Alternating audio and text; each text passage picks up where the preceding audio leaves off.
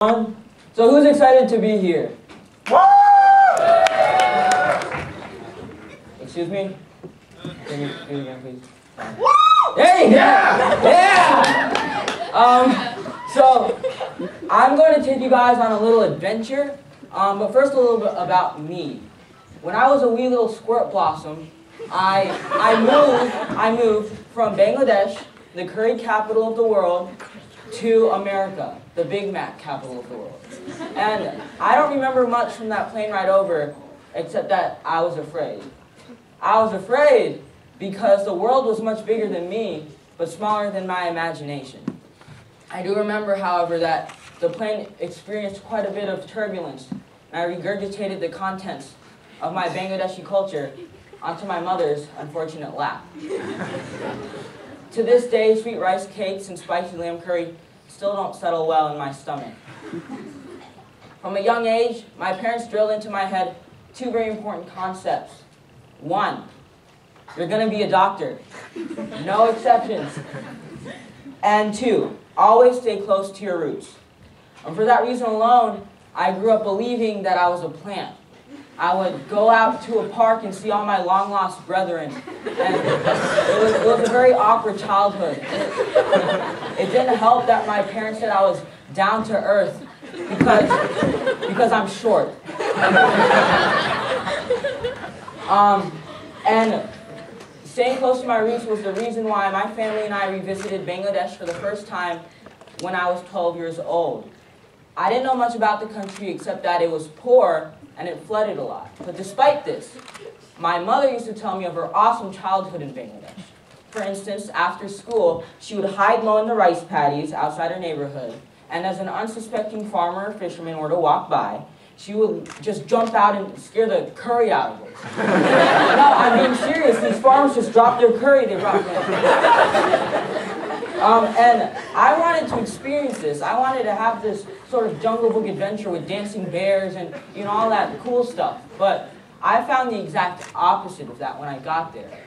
As soon as I got off that plane to Bangladesh, and this time I didn't throw up, thank goodness, I was met by the smoggy Bangladeshi air. It constricted my lungs like an anaconda, making it so difficult to breathe. The roads were rickety and battered, and the only greenery I could see for miles out were the greens of plastic bottles littered everywhere. But that wasn't even the worst part. The worst of it was the people. The poor, struggling, begging people. Many of whom were the sick and elderly. How could I look them in the eyes when I knew that they were suffering from common illnesses like the common cold or the flu? Sicknesses here in the United States that can be cured from a trip to CVS or Walmart. But the many, many more of these poor people were actually orphaned children, no younger than you and me. Imagine coming home one day and finding your parents gone, nowhere to be seen because they couldn't afford to keep you, let alone keep themselves. If home is where the heart is, do the homeless feel love?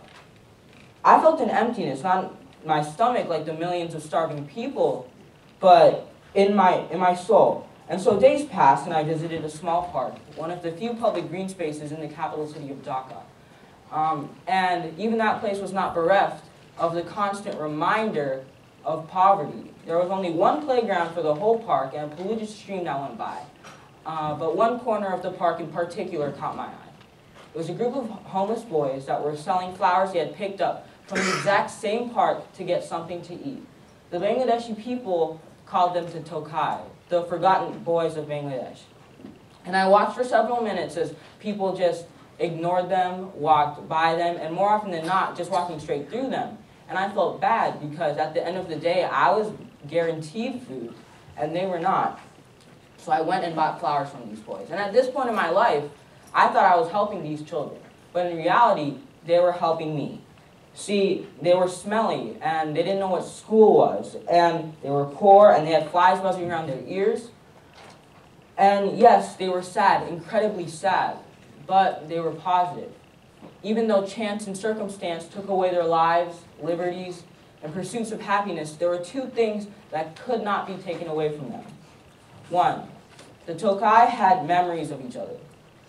Our memories are vital to who we are, and they may be vague. My fondest memories are so hazy that when I reach out to recall them, it's like I'm trying to strangle air with my bare hands. Memories are like the road maps which guide us through the can'ts and the won'ts in life until we cross the finish line of we made it. Wherever that is, I don't know. But I do know that memories are in a market in undersupply, a market ready to plunge deeper and deeper into depression, the human depression. The Tokai had memories of each other, a unity that could not be broken. While they were not brothers by birth, they were brothers by a much stronger thing, by life. And secondly, the Tokai had hope for a better Bangladesh. They spoke in a language I did not yet understand. But they say the language of hope can even be understood by the deaf who roam the streets of "Are we there yet?" or "Who am I?"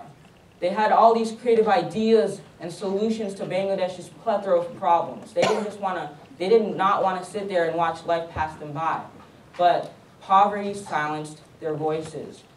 Poverty is a perpetual cycle that goes on, like that song on the radio you never wanted to hear, but always do. See, children in Bangladesh and too many countries like it are struggling because they are not actively empowered. And it's quite simple, actually. It's not rocket science. How can someone put their time into pursuing their passions and creating actual change, which they want to do, if they're focused on survival?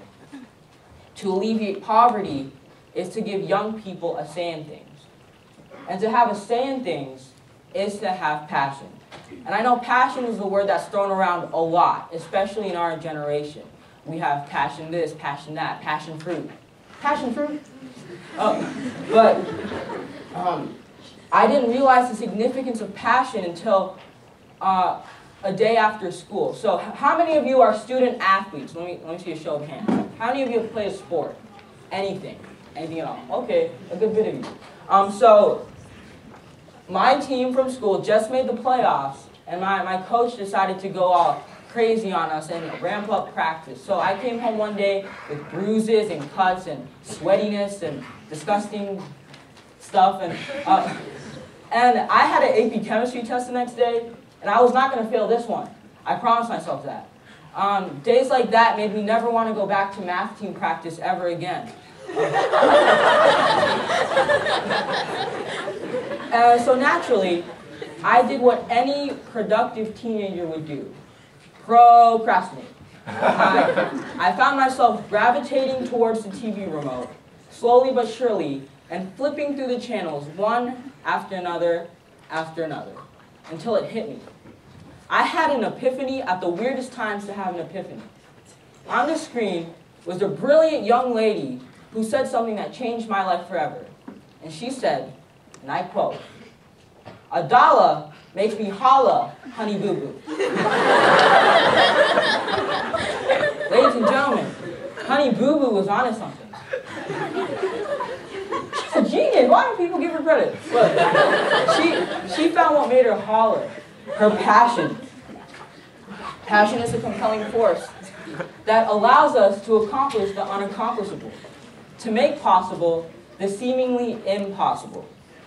Some common passions include reading, eating, underwater basket weaving, Nutella. Who's passionate about Nutella? There you go. Raise the roof. Raise the roof. So, Honey Boo Boo's passion was stacks on stacks on stacks of money, and competing in beauty pageants was her way of accomplishing this passion of hers.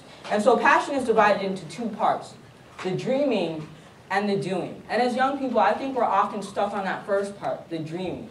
We're often told to dream big. But what's the point of dreaming brilliantly if those dreams do not come to fruition? It's like not dreaming at all. You have to physically go out and do something about it.